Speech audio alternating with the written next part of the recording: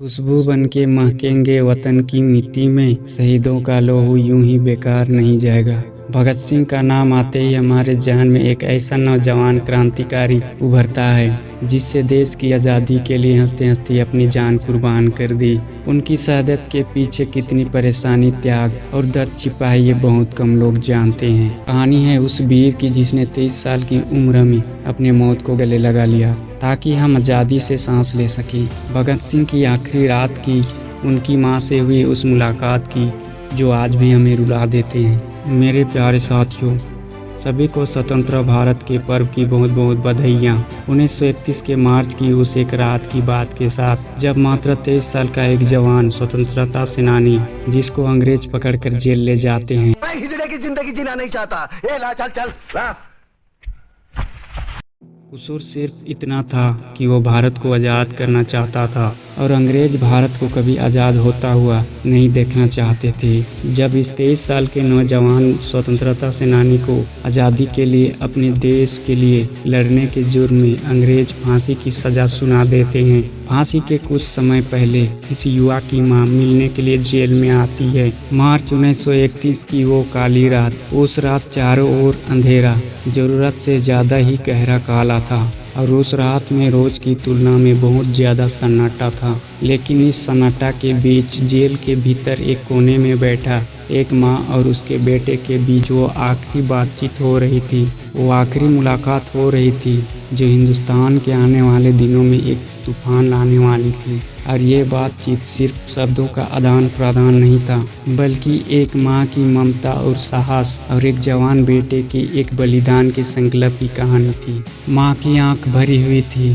पर चेहरे पर अपने बेटे के वीरता का गर्व साफ साफ झलक रहा था। जेलर ने चुपचाप उस माँ को कोठरी की ओर ले जाया जाता है जहाँ एक देशभक्त अपने आखिरी वक्त का इंतजार कर रहा था। जैसे ही माँ की नज़र उस युवा पर पड़ता है वो सीधा खड़ा हो जाता है।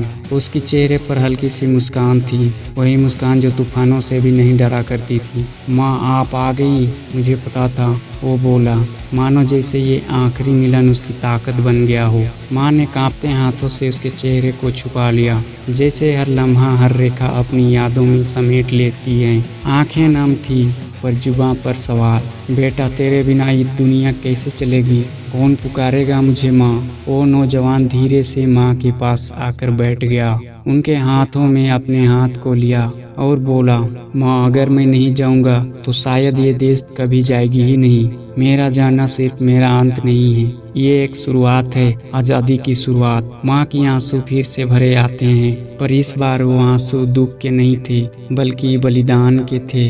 तेरे जैसे बेटे पर सिर्फ मुझे ही नहीं बल्कि इस मिट्टी को भी नाज है। और कुछ पल के लिए दोनों खामोश हो जाते हैं और फिर नौयुवा इस खामोशी को चीरते हुए कहता है, माँ मेरा बलिदान व्यर्थ नहीं जाएगा।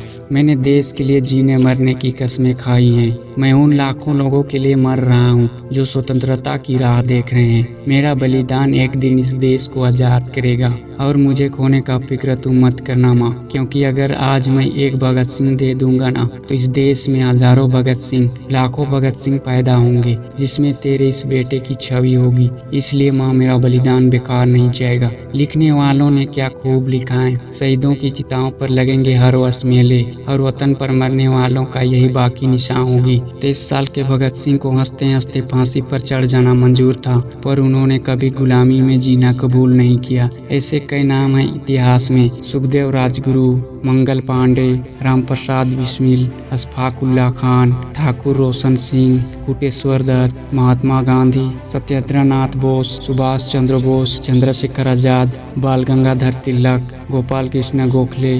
अगर नाम बोलता जाऊँ ना तो कई दिन निकल जाएंगे। मैं इतना ही कहकर अपने शब्दों को विराम करता हूँ। तिरंगा में लिपट कर जो आया वो शान था, जो जलकर भी ना बुझा वो नाम भगत सिंह महान था।